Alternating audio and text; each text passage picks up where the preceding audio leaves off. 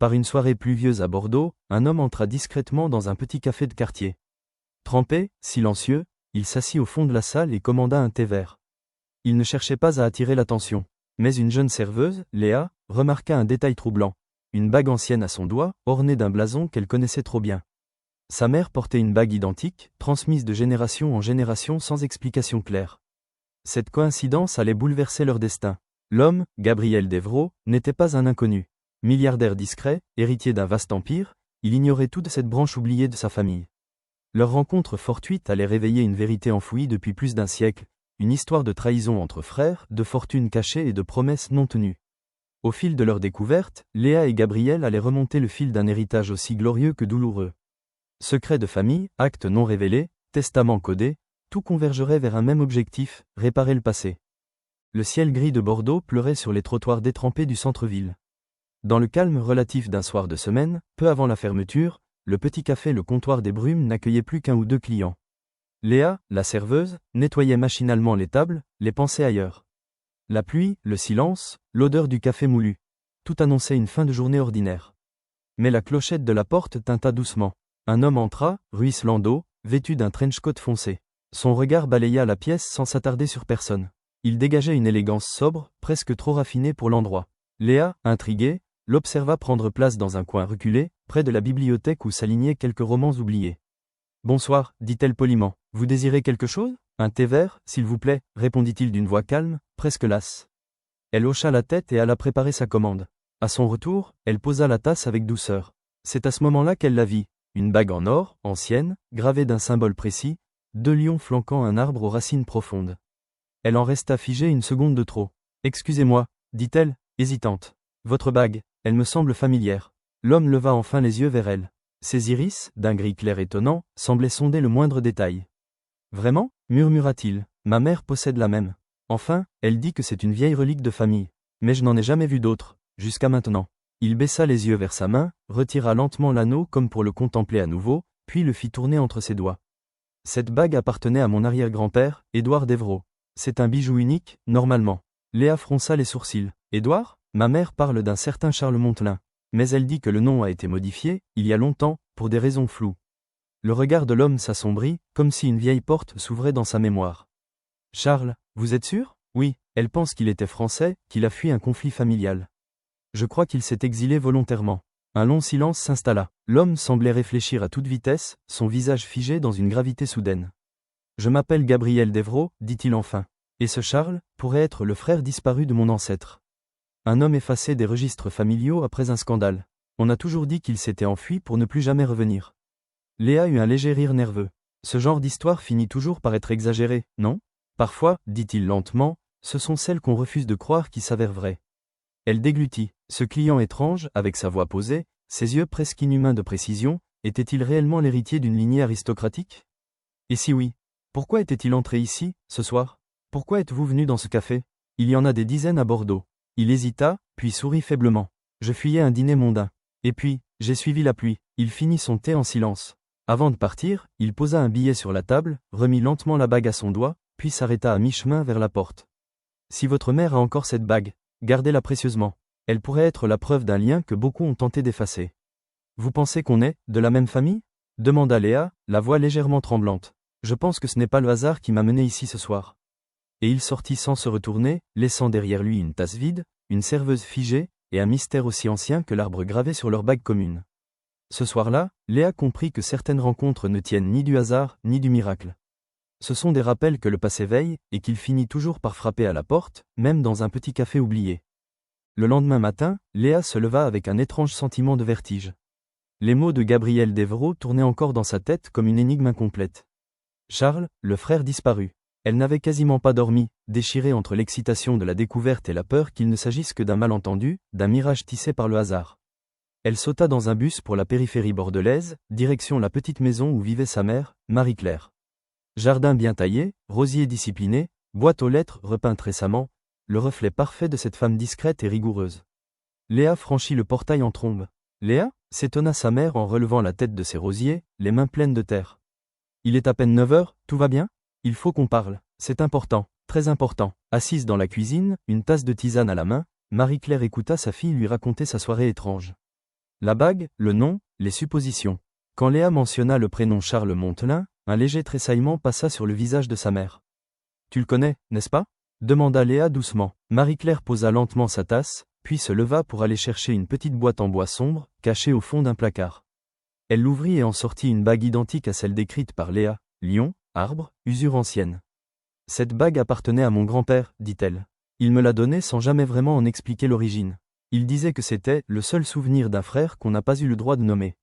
Mais ce frère, il s'appelait comment » Marie-Claire hésita, puis murmura. « Charles, mais son nom complet, c'était Charles d'Evreaux. Il l'a changé pour devenir Charles Montelin.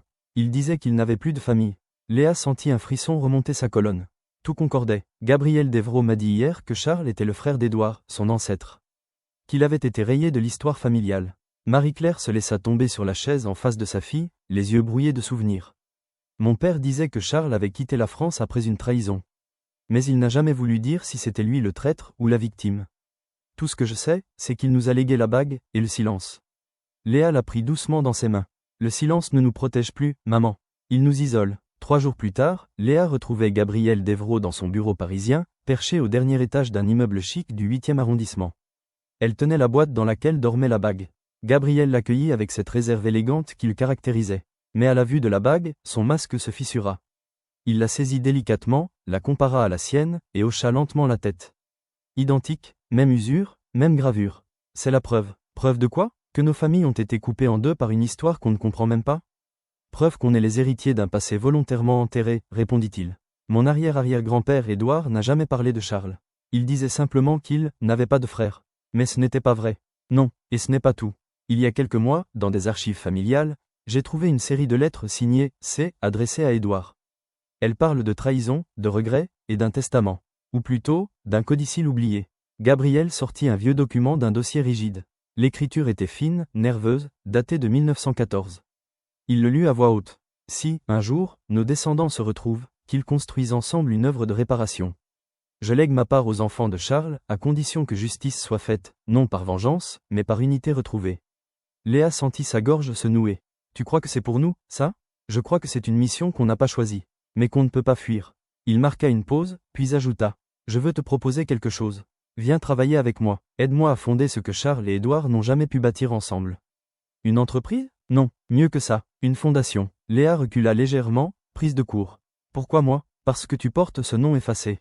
Parce que tu n'as rien demandé, mais que tu pourrais tout changer. Elle le fixa longuement, et dans le regard de Gabriel, elle lut autre chose que du devoir ou de la culpabilité. Elle y lut l'espoir que, peut-être, l'histoire n'était pas terminée.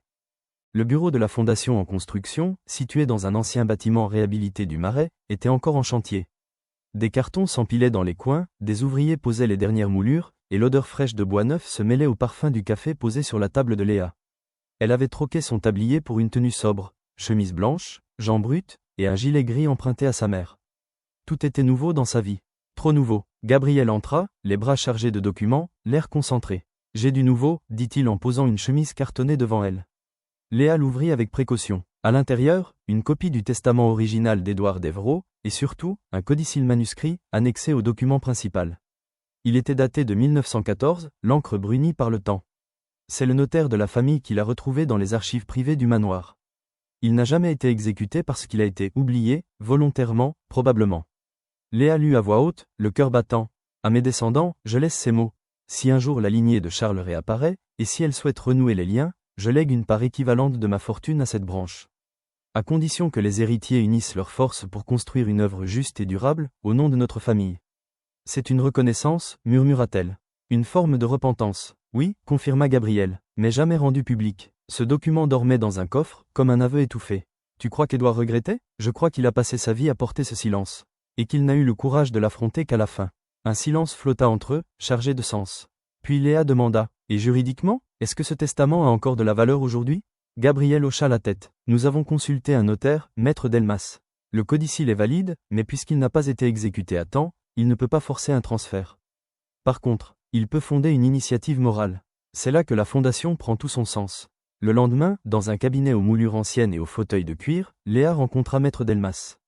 Sec, précis, lunettes rondes sur le bout du nez, il ouvrit un dossier et entra dans le vif du sujet. Le testament d'Édouard ne vous donne pas, à proprement parler, un droit légal sur l'héritage d'Evreaux. Mais en tant que descendant direct de Charles, et au vu du codicille retrouvé, vous avez une légitimité morale incontestable. Il s'arrêta, croisa les doigts. Ce que M. Devro souhaite faire, c'est vous proposer une coprésidence de la fondation qu'il va financer à hauteur de plusieurs dizaines de millions d'euros. Une structure indépendante, dédiée à la justice sociale, à la mémoire familiale et à des projets éducatifs. Léa écarquilla les yeux. Vous voulez dire que, je vais gérer ça avec lui?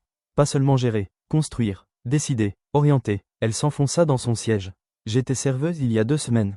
Et vous êtes l'arrière-petite-fille d'un homme qu'on a voulu effacer de l'histoire. Vous êtes là pour réparer. Ce n'est pas une dette financière, mademoiselle Montelin. C'est une dette de sens. Quelques jours plus tard, Gabriel convoqua une réunion de son conseil d'administration. Les visages autour de la table étaient ceux de gens puissants, avocats, actionnaires, directeurs d'investissement. Tous regardaient Léa avec une réserve à peine voilée. Une femme aux cheveux tirés en chignon prit la parole. Pardonnez ma franchise, Gabriel, mais nous intégrons une inconnue dans notre écosystème familial et financier, sur la base d'un vieux papier griffonné à la main? Gabriel resta impassible. Ce vieux papier, comme vous dites, est un acte de volonté. Il ne s'agit pas d'actionnariat. Il s'agit de mémoire, de réconciliation, et je ne demande pas votre accord. J'en informe. Un silence choqué suivit, puis il tourna son regard vers Léa. C'est avec elle que je veux réparer le nom d'Evro. Elle est la moitié oubliée de notre famille, et elle est celle qui va lui rendre son humanité. Ce soir-là, Léa rentra chez elle bouleversée. Sa mère l'attendait dans la cuisine, un bol de soupe chaude entre les mains. Tu as l'air ailleurs, je crois que je vais diriger une fondation. Marie-Claire haussa un sourcil, sans surprise. C'est peut-être ce que ton arrière-grand-père aurait voulu. Léa regarda la bague à son doigt, songeuse. Ou peut-être, ce que moi, je dois vouloir maintenant. Et pour la première fois, elle accepta de porter le poids de ce nom. Non comme une dette, mais comme un engagement. Le siège de la fondation Charles Esperluet-Ampe, Édouard prenait vie. Les premiers projets pilotes étaient lancés dans des quartiers défavorisés, les médias relayaient l'histoire de cette réconciliation familiale inattendue, et Léa commençait peu à peu à trouver sa place. Pourtant, une question revenait sans cesse dans son esprit, et les autres? Sa mère lui avait dit que Charles avait eu plusieurs enfants. Si elle et Marie-Claire étaient l'une des branches, alors il devait en exister d'autres, dispersées, oubliées, ignorantes de ce lien. Léa en parlait à Gabriel lors d'une réunion de travail. Je n'arrête pas d'y penser. On agit comme si on avait tout reconstitué. Mais on n'est probablement qu'une infime partie de la descendance de Charles. Gabriel acquiesça, pensif. J'ai la même intuition. Et si d'autres portaient, eux aussi, un morceau de cet héritage? Ils décidèrent d'élargir les recherches. Gabriel mit à disposition un généalogiste, Maxime Durand, jeune diplômé passionné, aussi méthodique que curieux. Il commença par éplucher les archives d'état civil du sud de la France, là où Charles s'était exilé après la rupture familiale. Très vite, des noms émergèrent. Lucien Montelin, né à Marseille en 1925, reconnu comme fils légitime de Charles. Son dossier indiquait qu'il était parti pour l'Algérie en 1951. D'autres actes mentionnaient un certain Henri Montelin, enseignant au Sénégal dans les années 1920. Le fil s'allongeait. Charles a effacé ses traces, dit Maxime à Léa un soir. Mais pas assez, il a laissé derrière lui un véritable réseau d'héritiers. Des petits-fils, des arrière-petits-enfants, et même un cousin, Elias, retrouvé à Tunis. Léa fut saisie d'un vertige. Le passé se déployait comme un arbre généalogique éclaté, dont chaque branche portait une mémoire fragmentée. Mais ce n'était pas tout. Maxime découvrit, au hasard d'un registre maritime de 1902, la trace d'un passager nommé Antoine Devro, parti pour Buenos Aires.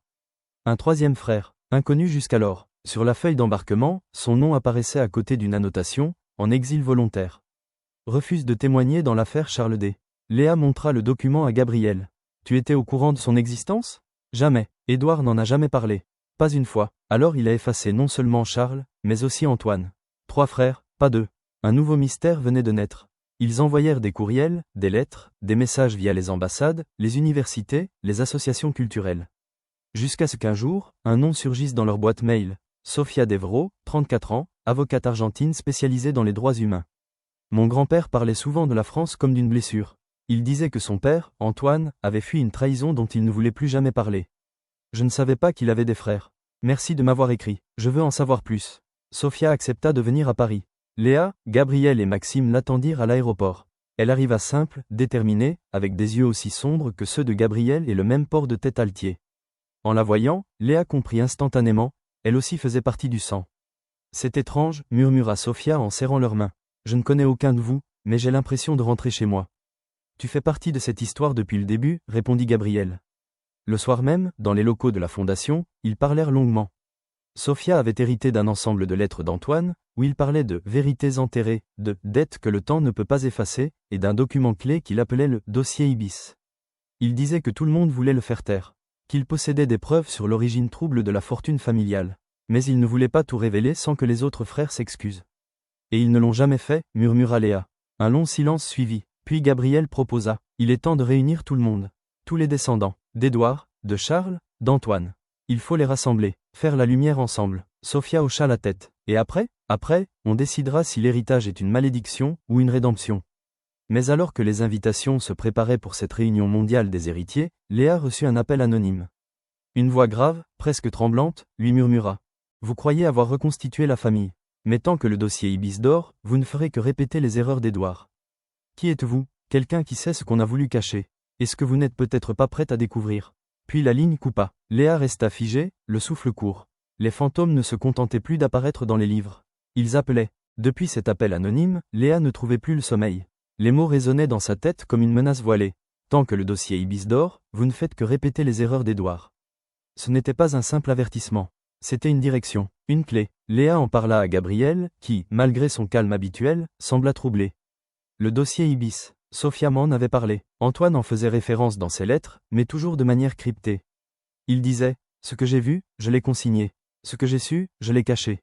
Pas pour fuir, mais pour transmettre à ceux qui oseraient rouvrir les plaies. Alors on doit le trouver, répondit Léa. Sinon, on construit tout ça sur des fondations pourries. Sophia fut immédiatement d'accord. Elle contacta sa tante à Buenos Aires, la gardienne des souvenirs familiaux. 2 jours plus tard, elle leur envoya une photo. Un carnet de cuir noir, dissimulé sous un plancher, dans un coffre en fer scellé depuis des décennies. À l'intérieur, des lettres, des documents, et une mention sur une cache en France. Antoine y affirmait avoir confié les preuves principales à un homme de confiance, autrefois comptable dans l'entreprise d'Evreau, M. Louvet, à Bordeaux. Mon arrière-grand-père disait que si jamais la vérité devait éclater, elle viendrait de là où tout a commencé, murmura Sophia. Léa et Maxime prirent le train pour Bordeaux dès le lendemain. À l'adresse indiquée, ils trouvèrent une bâtisse abandonnée, un ancien cabinet comptable muré de silence. Mais la clé du coffre, envoyée par Sophia, correspondait à une trappe au sous-sol. Dans une pièce humide, protégée par des étagères pourries, ils découvrirent une mallette métallique scellée à la cire brisée. Léa l'ouvrit, le cœur battant. À l'intérieur, des carnets codés, des lettres de ministres, des relevés bancaires, et un titre inscrit sur le dossier principal. Ibis, archives confidentielles, à ouvrir en dernier recours.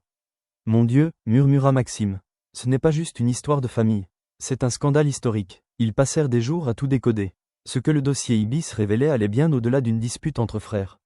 Il retraçait l'origine d'une partie de la fortune d'Evreau, des investissements dans des réseaux d'exploitation coloniale, des emprunts forcés maquillés en contrat, des déportations administratives, des partenariats obscurs avec des figures politiques du début du XXe siècle. Léa avait les mains qui tremblaient. C'est pour ça qu'Édouard a fait taire Charles. Et Antoine, il savait. Maxime lut une note griffonnée par Antoine. Ce que Charles voulait dénoncer, Édouard l'a fait disparaître. Pas pour sauver l'entreprise, pour sauver son nom. Mais on ne lave pas le sang avec le silence. De retour à Paris, Léa confronta Gabriel avec les documents. Il lut tout, d'un trait, sans un mot. Quand il releva enfin les yeux, son visage était blême. Mon arrière-arrière-grand-père a construit un empire sur la douleur des autres. Et nous avons récolté les fruits sans savoir. Mais maintenant, on sait, répondit Léa. La question, c'est, qu'est-ce qu'on en fait? Sophia, rejointe à distance, fut catégorique. On doit le dire, tout révéler, ce n'est pas une vengeance. C'est une réparation. Gabriel passa une main sur son visage. Alors préparons-nous, ce ne sera pas seulement une onde de choc familial. C'est l'histoire de la France, de ses colonies, de son économie, et nous allons briser quelque chose de sacré pour certains. Alors on le brisera ensemble, dit Léa. Une semaine plus tard, lors d'une réunion d'urgence au sein du comité de la Fondation, Gabriel présenta les documents à tous les membres. Ce que vous voyez là, ce ne sont pas des rumeurs. Ce sont des preuves. Édouard d'Evreau a bâti sa fortune en collaborant à des pratiques indignes. Il a fait accuser ses frères pour protéger un système injuste. Aujourd'hui, nous avons le choix. Cacher ou corriger. Un silence pesant suivit. Certains membres quittèrent la salle, furieux. Mais d'autres restèrent. Et pour la première fois, Léa sentit que la vérité n'était plus un poids. Elle était devenue un acte. À la fin de la réunion, alors que tout le monde quittait les lieux, Léa trouva sur son bureau une enveloppe sans nom. À l'intérieur, un simple mot. Vous avez franchi la première porte. Mais la vérité ne tient pas en un seul dossier. Cherchez dans les mémoires silencieuses. L'oubli n'est pas l'absence. Elle leva les yeux. Quelqu'un les observait encore dans l'ombre. Le passé n'avait pas dit son dernier mot. Le Palais des Cultures de Genève n'avait jamais abrité un événement aussi singulier. Ce n'était ni un congrès politique ni une cérémonie mondaine. Ce jour-là, il devenait le théâtre d'un rassemblement unique. Plus de 200 hommes et femmes, venus des 4 coins du monde, réunis non par la célébrité ou le pouvoir, mais par le sang. Tous, d'une manière ou d'une autre, portaient dans leurs veines l'héritage silencieux des 3 frères d'Évreux. Dans les allées du grand amphithéâtre, les langues se mêlaient. Français, espagnol, wolof, arabe, anglais. Certains s'étaient découverts cousins par un simple courrier, d'autres par une photo ou un souvenir transmis dans une boîte oubliée. Ils venaient du Sénégal, d'Argentine, du Maghreb, d'Haïti, de Marseille, d'Île-de-France. Tous étaient là, pour comprendre ce que l'histoire leur avait refusé, l'appartenance. Léa, debout sur la scène aux côtés de Gabriel et Sophia, observait cette foule disparate avec émotion. Elle se souvenait du petit café où tout avait commencé. Du regard de Gabriel, de la bague. « Tu es prête » murmura-t-il, autant qu'on peut l'être pour faire face à une vérité partagée. Gabriel s'avança vers le micro. Le silence se fit naturellement. Il y a 120 ans, 3 frères ont été séparés par l'orgueil, la peur et le pouvoir. Édouard, Charles et Antoine d'Évreux. Aujourd'hui, leurs enfants, petits-enfants et arrière-petits-enfants sont ici. Ensemble, non pas pour glorifier leur nom, mais pour comprendre, réparer et avancer. Les murmures s'éteignirent, les regards convergèrent vers lui. Nous avons découvert, grâce à Léa, que notre famille avait été volontairement fracturée. Que les silences avaient remplacé les liens. Mais nous savons désormais que ces silences portaient des histoires. Des vérités qu'on n'a pas voulu entendre. Puis il recula légèrement, laissant la place à Léa. Elle inspira profondément. Je m'appelle Léa Montelin, je suis serveuse à Bordeaux.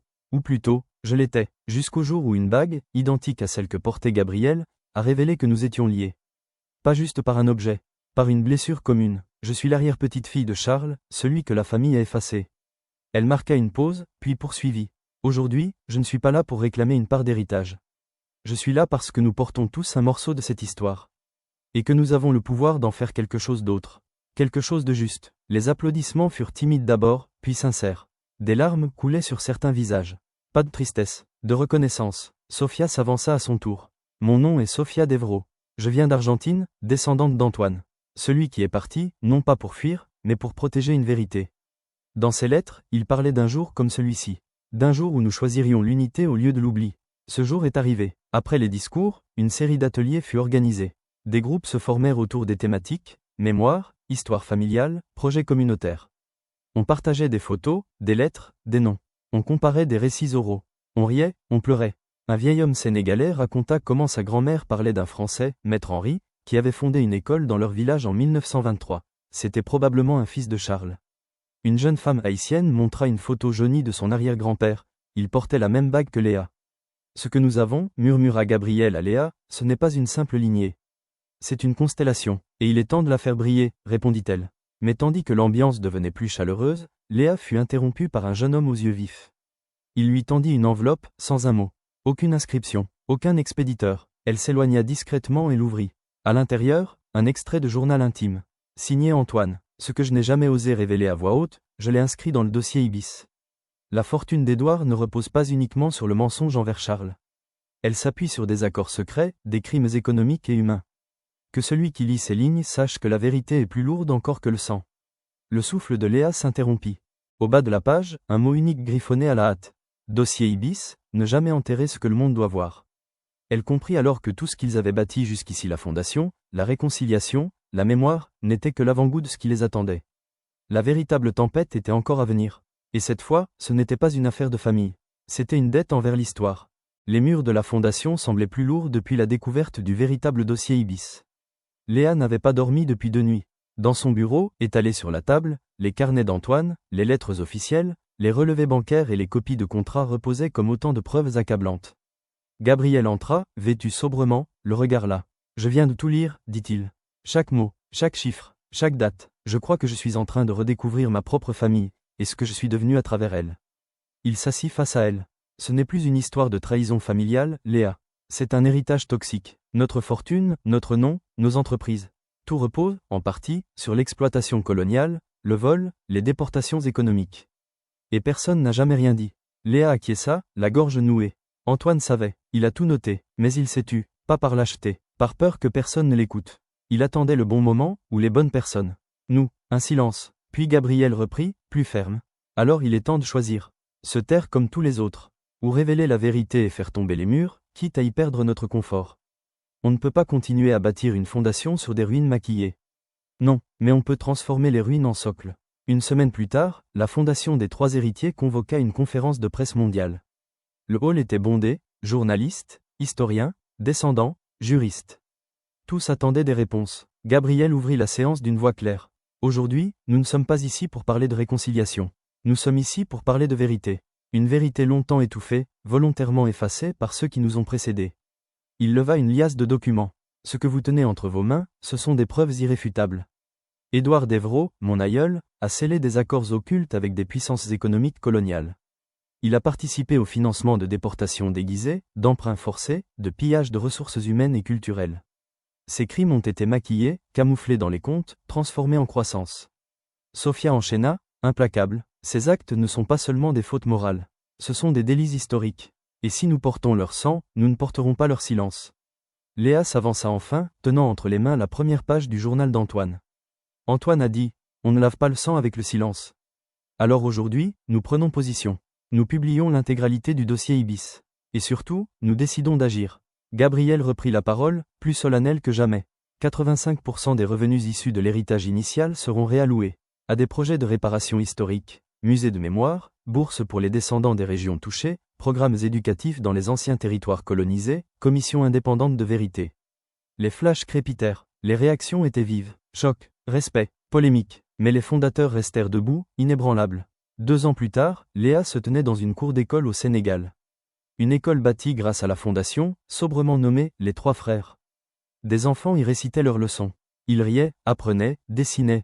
Et dans les couloirs, les murs racontaient l'histoire de Charles, d'Antoine, et même d'Édouard. Non pas comme des héros, mais comme des hommes complexes, porteurs de fardeaux et d'espoir. Gabriel, malade mais fidèle à ses engagements, était venu pour l'inauguration. Je n'ai jamais cru qu'on pouvait réparer le passé, confia-t-il à Léa, assis sous un manguier. Mais aujourd'hui, je crois qu'on peut éviter de le reproduire. Ce que tu as fait, ce que tu as accepté de reconnaître. Peu l'auraient eu en eux. Il sourit faiblement. C'est toi qui m'as montré le chemin, Léa. Toi, et cette bague. Il leva la main. L'anneau y brillait toujours. Tu crois encore que ce n'était pas un hasard ? Elle sourit à son tour. Je crois que les vérités nous cherchent, quand on est prêt à les entendre. Gabriel s'éteignit l'année suivante. Fidèle à ses vœux, il refusa d'être enterré dans le caveau familial. Il reposa à côté d'un arbre planté dans le jardin de la fondation principale, à Paris. Sur une plaque, une phrase gravée simplement. À ceux qui ont porté le poids du silence. Et à ceux qui ont choisi de le briser. Et ainsi, l'histoire des d'Evreaux ne s'acheva pas dans le luxe ni dans la honte. Elle continua dans les livres d'histoire, dans les écoles, dans les enfants qui apprenaient que le passé n'est pas fait pour être oublié, mais compris, reconnu, et transcendé. L'histoire des d'Evreaux n'est pas seulement celle d'une richesse oubliée ou de secrets enfouis. C'est celle d'une vérité restée trop longtemps dans l'ombre, et d'un choix courageux, celui de regarder le passé en face. Grâce à une rencontre improbable, une bague, et le courage de quelques-uns, une famille éclatée a trouvé le chemin de la réconciliation, et un héritage de silence s'est transformé en engagement pour la justice.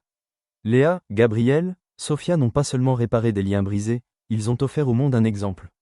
Car parfois, il suffit d'un geste, d'un nom retrouvé ou d'un acte de mémoire, pour changer l'avenir.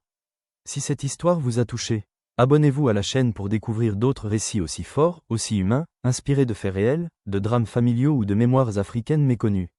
Likez, commentez, dites-moi ce que vous en avez pensé, et partagez cette vidéo à ceux qui croient que les histoires peuvent guérir, éveiller et rassembler. Merci d'avoir regardé. On se retrouve très bientôt pour une nouvelle histoire.